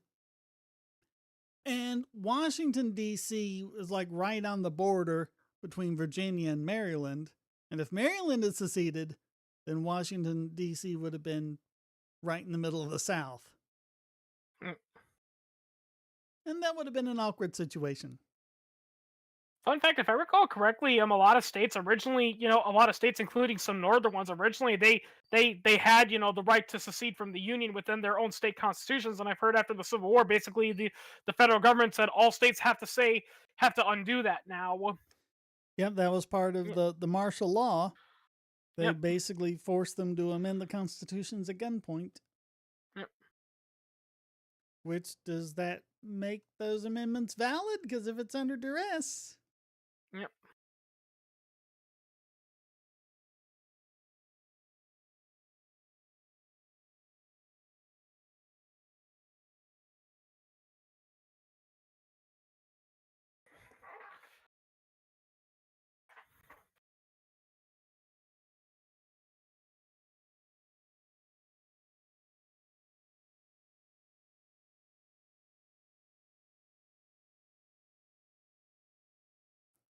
Maryland wanted to be its own state. Well, so did the others, but they ended up having to join the Confederacy because otherwise the North was going to overrun them. They had to join up with the Confederacy for mutual protection. Because Virginia didn't want to be part of the Confederacy either.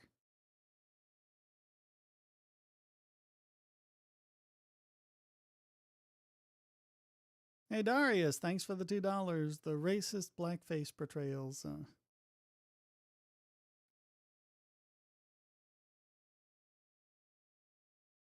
It still doesn't explain, though, why Uncle Tom would specifically be like a black person who is like betraying other black people or something. Yep. I Because did see that's this one. the I did idea. see. Black people are all supposed to be Democrats, and if you're a Republican, you're betraying them in some way. Yep. Yep. Or unfortunately, there is, and this is not me being racist. I've actually heard this from actual black, philosophers and scholars and all that. That if you're black, you're supposed to be, this ghetto guy that can't read or write, and you have to speak like that and be a thug, because apparently there is, unfortunately, a toxic subset of people that says you got to act ghetto because that's proven yourself. If you try to improve yourself, like learn to read and write properly and get an education, then use a corn sucking Uncle Tom, and you're betraying your own kind, man. Yep. Yeah, unfortunately, and it's not just me saying that. Like, there's been, black scholars and famous black people that have said that, they actually, that because they did well in school, they actually lost friends because their friends were like, "Oh, you're a race traitor." Oh yeah, that's another concept, race traitor. Because Yep, you all that's have why. to think the same way. Yep, that's unfortunately why Booker T. Washington, one of the greatest on blacks of the late 19th, early 20th century, gets obscured a lot, is because a lot of the leaning communist civil rights leaders thought he was a traitor. All because he said that if we're gonna integrate with whites, we got to prove white people that black people can do what they can do, but better. But the communists were like, no, that's betraying your race and your class. You got to stand up with your brothers.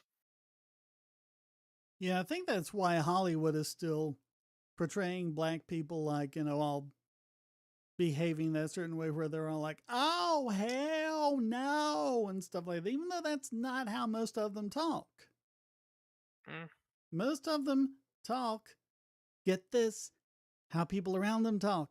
They'll have the accent that their part of the country has. Yep. Because that's how accents work. Yep. But no, they have to behave a certain way or they're not really black. Yep. And yet that's not racist somehow. I remember reading this one thing by this one comedian one time who was accused of being like he was an amateur comedian and he was accused of being, of cultural appropriation or being racist because he was talking funny, and it's like, and like he kind of had like this, weird, pseudo French Southern accent and all that, and they're like, that's inappropriate. Only people, only Afro for blacks from New Orleans talk like that, and the guy's like, yeah, that's where I'm from. I'm white, but I'm from that area. Yeah. Yeah.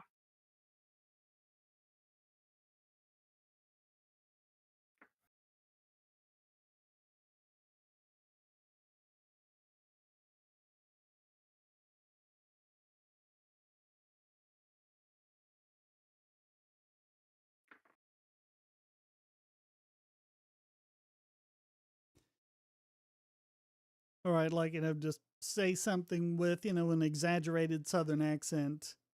And Yeah. they'd be like, why are you trying to talk like a black guy? It's like, I'm not. I'm talking like a Southern guy. Yep. I mean, if I recall correctly, a lot of the stereotypical, ebonic stuff, you know, ironically, it's actually culturally appropriated from whites because that's how poor white Southerners used to talk. Yep.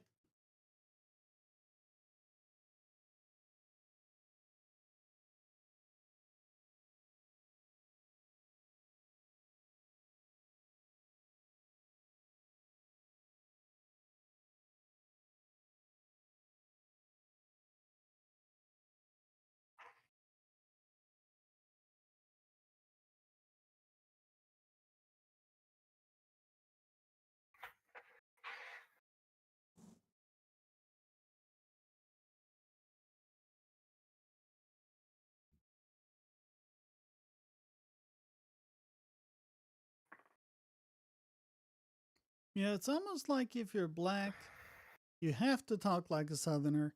And if you're white, you can't talk like a Southerner. Yeah. Oh, I remembered another funny thing about accents is there was this one British actor who he actually is from England and he is British, but everyone thought he was faking it for a long time because it's like that accent is terrible. He's so not British. He's faking it even from British people, and he's like, nope, that's my accent. The reason I don't sound British is because you're thinking of like like the London accent and all that, and I'm not from London. I'm from I can't remember where he was from, but it was basically the UK equivalent of like the boonies, basically. So it was basically the British equivalent of a Southern accent. Oh, like a West Country accent. Yeah. Like the Fun accent they fact, have in Doc Martin. yeah, the quote unquote pirate accent is actually a West accent. Yeah, that's a West Country accent.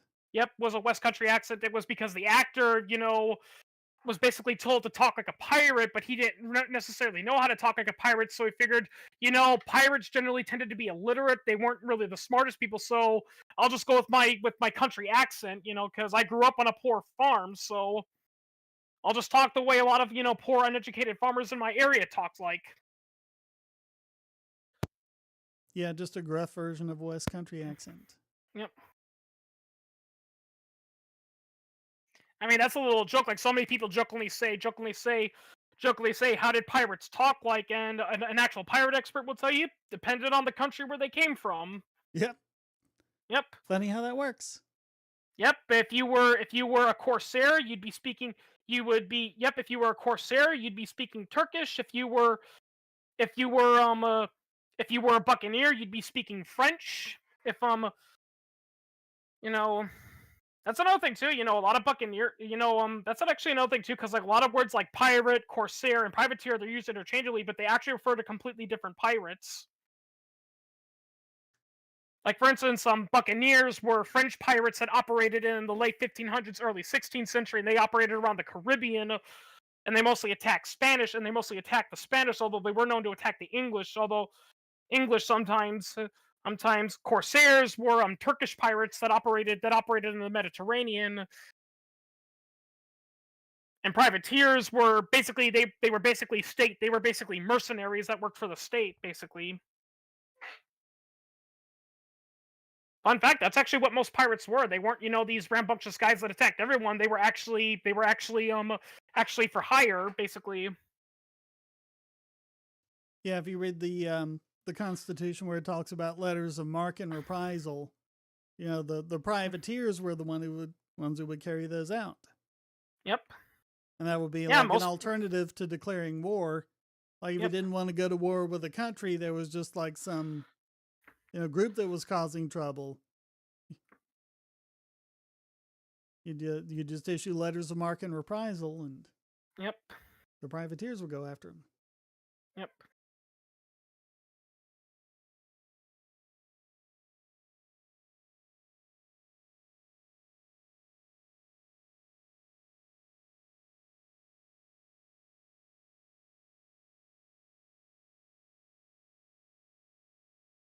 Which, as Ron Paul said, would have made more sense, for going after the 9/11 terrorists than, going to war in Iraq and Afghanistan. Well, unfortunately for that, the United Nations doesn't approve of that. Since when does the U.S. care about that? Yeah, true. And the fact of the matter is, the UN is hypocritical anyway, because it's like when Eric Prince, made that mercenary army to fight the Somali pirates, and he and his operation, played a big role in vastly decreasing, the piracy in the region, and the UN was like, oh, that's bad. That violates our arms embargo and our peacekeeping doctrine. Even And though hey, the another UN 10 from Darius. The reason Booker T was snubbed historically was because he didn't overtly challenge lynching like other black leaders. He didn't want other blacks to suffer from his words. I think he was just too much of an individualist to him for their tastes. Yep. They're more in the tradition of W.E.B. Excuse Du Bois, who was a very collectivist. I mean, yeah, didn't that guy later go to the Soviet Union and he took the Soviet side at face value and said the Soviet Union is perfect and there's no racism? Yeah, because a dictatorship is totally gonna tell the truth. I mean, it's just like those people that go to North Korea and they're like, I think the US government is wrong about North Korea. I went there as part of the thing, and the people there seemed happy, friendly, and nice. Like, well, yeah, it's because it's being controlled.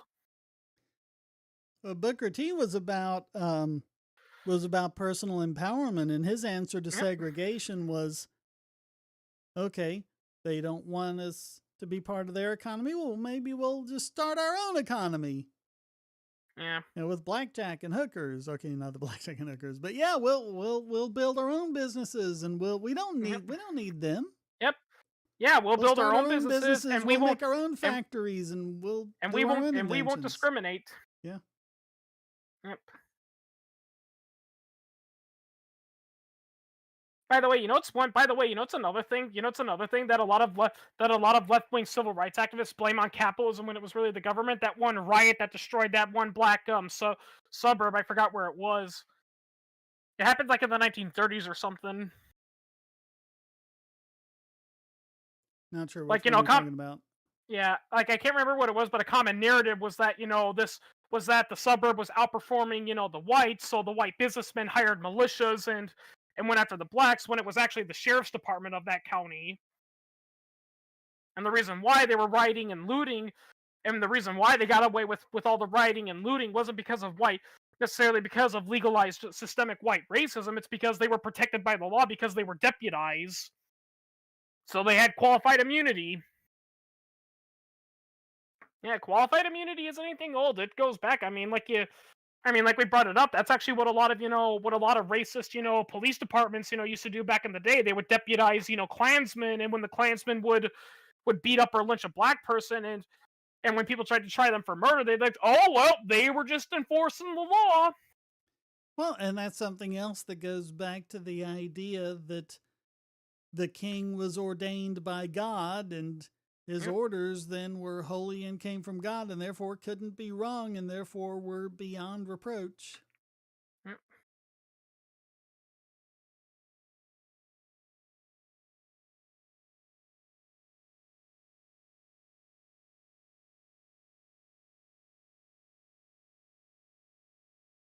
Sean says it's my brother's birthday. Well, tell your brother to go screw himself.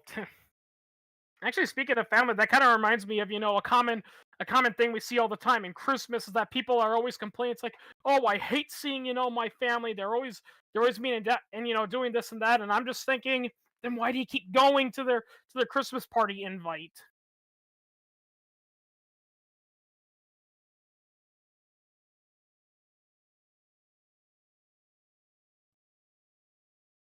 I mean, I will say that's one trope. That's one trope I kind of hate in a lot of those Christmas specials. Is this idea of that a family is important and all that. It's like, I mean, I get it, but it's like it shouldn't be an arbitrary thing. And I've learned this from firsthand experience. In many scenarios, it's not practical.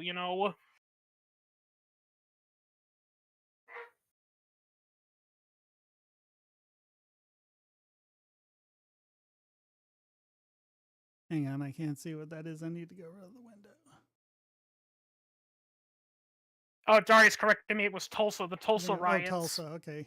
Yeah, the 1921 Tulsa riots. Yeah, Yeah. the one that everyone blames on capitalism and systemic white racism when it was really just the local police department.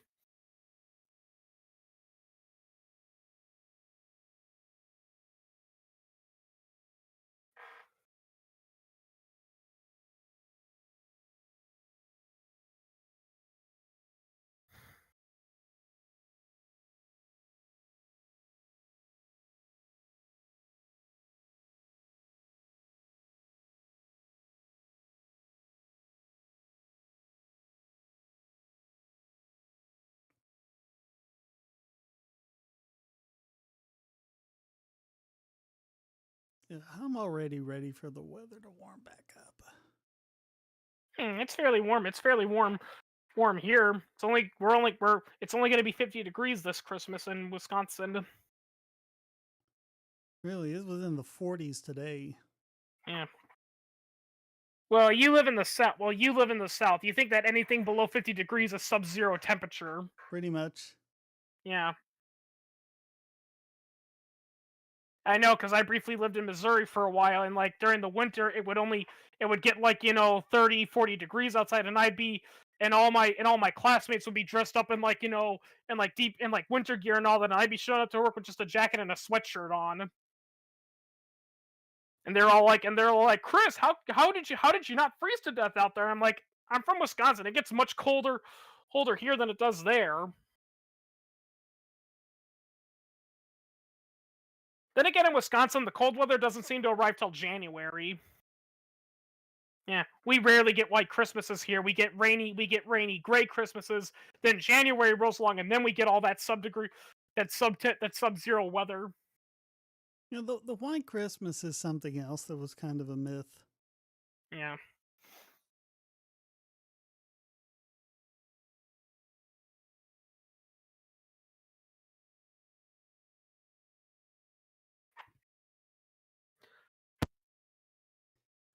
Just look around at Christmas traditions and Christmas songs and the Christmas shows and everything like that, and just start to come to the realization of how much of this holiday is trying to recreate the childhood of the baby boomers.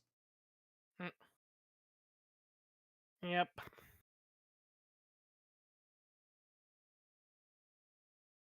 Yep. Yep. I mean, there's everyone and their mom's done a video about how, when you really think about it, the boomers have done the most damage to society as a whole. Yeah. Mm. Because basically, it's pretty funny because a lot of people, think that oh, the young generation, they're spoiled and they want everything now. But when you really think about it, it's actually the boomers that are acting that way. It always was. Yeah, and we do kind of see that, because a lot of that whining about how it's like, we did things this way and our way. That sounds like a spoiled brat throwing a tantrum right there. Yep. Yeah.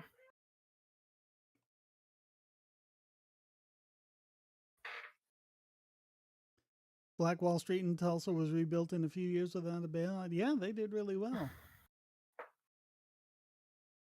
Shows that old Booker T was right.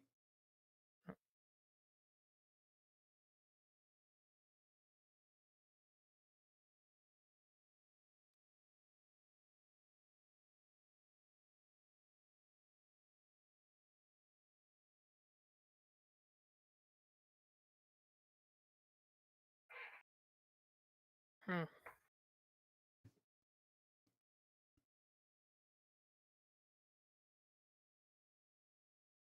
Yeah, that's the cruel. That's ironically the cruel irony about Jim Crow law. And I saw some person, and I saw one stand-up comedian say this who knew a thing or two about history. Said the cruel irony about Jim Crow was that it actually made blacks independent and self-sufficient because it taught them that listen, the government's not going to help you if you want to make it. You gotta do it yourself.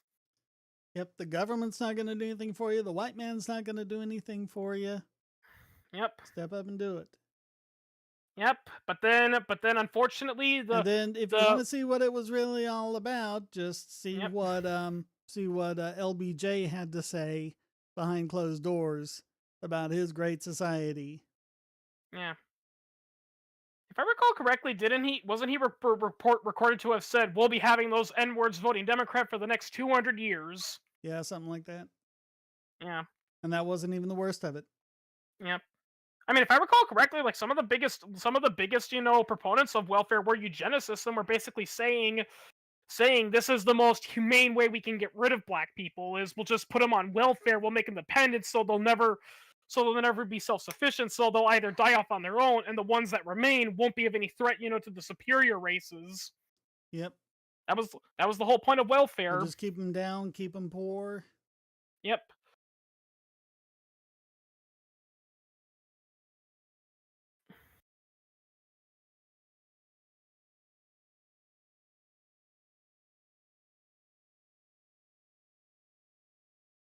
Mm. Yep. And the Now it's all horrible about the. thing about the free market was that the free market was what lifted the other races out of poverty and what gave them a fair and even shake. Yeah.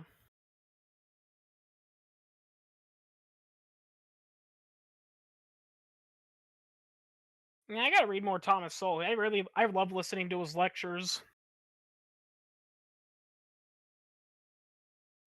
Yeah, and Walter E. Williams too. Yeah. Because they grew up during that time period. These are old Oh yeah. guys, and they grew up in that time period. So Well, Sowell was actually from the Jim Crow South, and yeah, Williams was from Philadelphia, from the ghettos. yeah, yeah. That's So another. Yeah, that's between them, another. they've pretty much got the experience covered. I mean, it wouldn't be the experience of everyone everywhere, of course, but can't get that from two locations. But Mm. it's those two overall categories.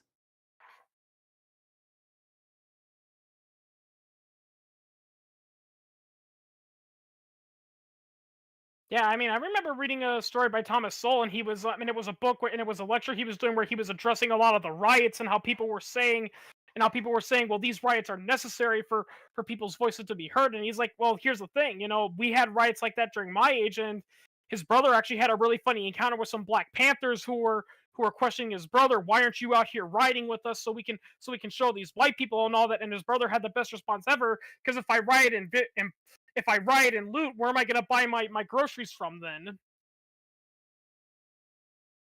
Yeah, because And that's just so that's funny. something else. You know what the ghettos were? The government projects. Yep. The housing projects. We'll help our black people out, and we'll just make these housing projects and shove them all in there. Yep. Yeah, all those people want public housing, and I'm just like, have you been to those public housings before? But then someone actually tries to build low income housing and they protest the bejesus out of it. Yeah.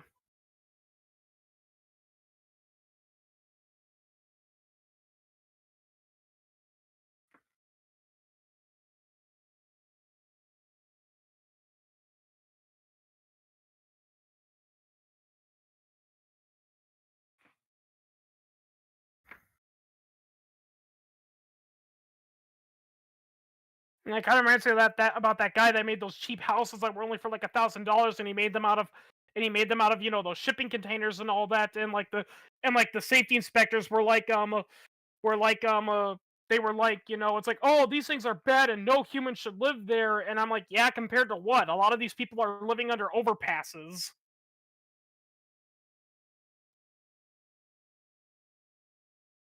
Or they're congregating, in the streets where they're disturbing other people. Well, and they couldn't they couldn't even say exactly what was so, unsafe or terrible about them other than just they were made out of shipping containers and that was just kind of weird and icky. Yeah,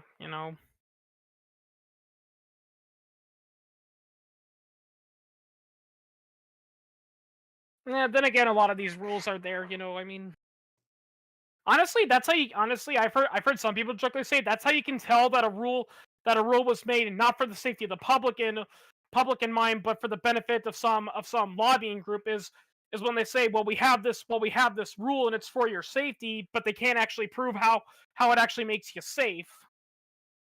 You know, Because most of them don't. yeah,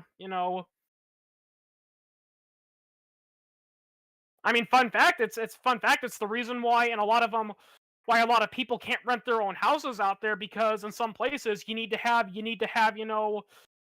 a proper licensing to you have to register as like an inn or some sort of hospitality thing. I know there was an episode of Golden Girls that was like that where they discover they technically can't live together as roommates because according to the local law of Miami, you need to have a hospitality permit to do that. And part of me was just saying, yeah. And who do you think lobbied for that law and power? I'm pretty sure it wasn't the local Miami people. Yeah. Yeah, it's the big hotel chains. TV used to do a pretty good job of pointing stuff like that out. Who? TV, just in general. Oh yeah.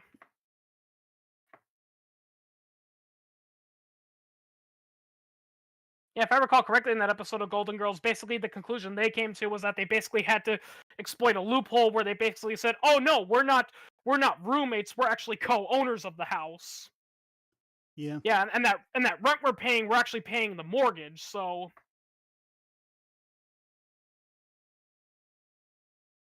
that's another way too you can tell that the rules are not about public safety. Because if it was genuinely a safety thing and they were doing that, your job should be like, okay, what's going on here? That's shady. You shouldn't be resorting to doing that.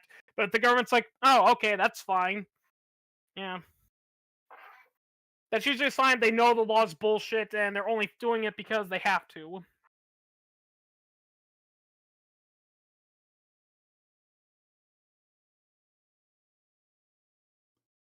Or like, those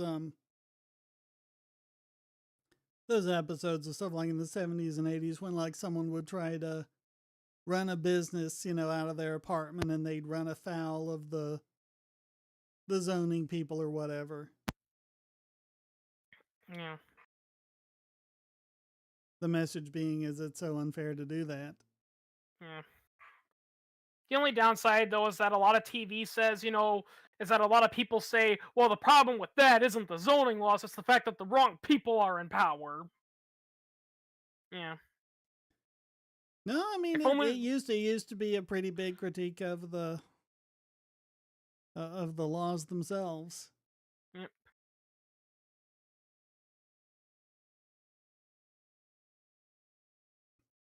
That's why I hate that one Family Guy episode, where it shows Quahog being taken over by the Tea Party, and because they get rid of zoning laws, immediately oil company puts a toxic waste dump in the middle there, because so many people are like, well, if we don't have zoning laws, what's going to stop an energy company from dropping toxic chemicals, in an area accessible to the public? To Why which I would want to an say, oil company need a toxic waste dump? yeah. Well, and to put it out, another thing too is like, even if they did have toxic chemicals, why would you want to drop it in the middle of a residential area? Yeah, buy cheap land somewhere and put it there. Yeah. Which by the way, a company called Hooker Chemicals did, and they still got in trouble. Yeah, we've been over that. Yeah. Yep. They just like went out of their way to make sure that no one Yeah. built on it, and it was still their fault somehow. Yeah. Yeah. It's still their fault. It's like, honestly, that trial was a whole Kafka trap, because when they pointed out in the deed restrictions saying, listen, we gave you a deed restriction saying you are building over a toxic waste dump, toxic waste dump, it should only be used for building parks or recreational areas. If you try to build actual buildings there, you are going to leak the chemicals. So we are not responsible if you do that. And then and basically the government was like, oh, so you knew the land was a toxic waste dump and you sold it to us anyway. And they were like, yeah, we told you that. That's why we had the deed restriction there. They only did that because they were going to take it through eminent Yeah, domain. If they hadn't, yeah. Yeah, basically, unfortunately, accidental chemicals, they were screwed no matter what they did because, like, some people were like, well, why didn't Hooker just let him take it? Because then the government would have said, oh, you were dumping chemicals here illegally, and they would have just pulled a twist on that, and then they'd be facing criminal charges. even though they weren't, they had complied with all the Yeah. regulations, and Yep. they're like, look, this is fine. This is safe. There's nothing wrong with it. But if you try to dig foundations and you crack that clay seal that we've put over everything, that's what's going to cause them to leak. Yeah. I actually had an idea. I actually had an idea for a short story, idea about that. It would be like one of those investigative thrillers where there's a small town, town in rural New York, that's experiencing massive amounts of autoimmune diseases, and of course the whole story that they try to lead to is that, oh, it was the evil corporation, that fictional chemical company that was dumping toxic chemicals, only for the person investigating to discover, yes, they were dumping the chemicals, but they properly sealed it up. But then the government took the land and built something when they were clearly told, don't build there. And basically, the government's trying to say, nope, it was the chemical company, not us. We didn't know about that. Well, If I but they recall, told you about it. yeah, if I recall correctly, like the mother who actually was the biggest lobbying group in there, who actually started the homeowners association of Niagara, she was actually trying to sue the government, and the government actually kept saying, oh no, your son's not suffering from chemical exposure. It's just it's bad genes, that's what it is. Yeah. Like I think you mentioned this, the government didn't take responsibility until there was an incident where some kids were playing in a field, and one of them stuck a stick into the ground, and like a whole bunch of chemicals gushed up from it. Yeah. Yeah. When they couldn't deny it anymore, they had to Yeah. point the finger at someone else. Yep. And the sad reality is that people still think that the Love Canal was all Hooker Chemicals' fault. Yeah. And the funny thing too is, if I recall correctly, they weren't even the first people to actually start putting chemicals there. If I recall correctly, the U.S. Army used to own it, and they would dump their chemicals there too. Well, yeah, that's why Hooker started using it. Yeah. Because they were like, all right, this place is already set up for it. We already know how to do it safely because the Army, already did that part. Yeah. It's like those people that are saying, "Oh, why is this energy company dumping unused radioactive rods from their nuclear power plants in Yucca Valley?" Because that's the safest place for them to be, because it's far away from any suburban or water sources. Well, it doesn't even need to be that. That's only because of hysteria anyway. Yeah, Did you see that video where Kyle Hill kissed nuclear waste? Yeah. No, I haven't. Yeah. Put his lips up to it and gave it a smooch. Because it's Yeah, it's fine. They're in these giant barrels, but there's nothing wrong with Yeah. storing them on site. Yeah. And with newer technology reactors, if they're ever allowed to build those, they can reclaim them anyway. Yeah. And I mean, and So- as many people pointed out, it's like, that's the reason they're being disposed of. The reason why they're not being used anymore is because they're no longer radioactive, because they kind of need to be radioactive in order to generate nuclear energy.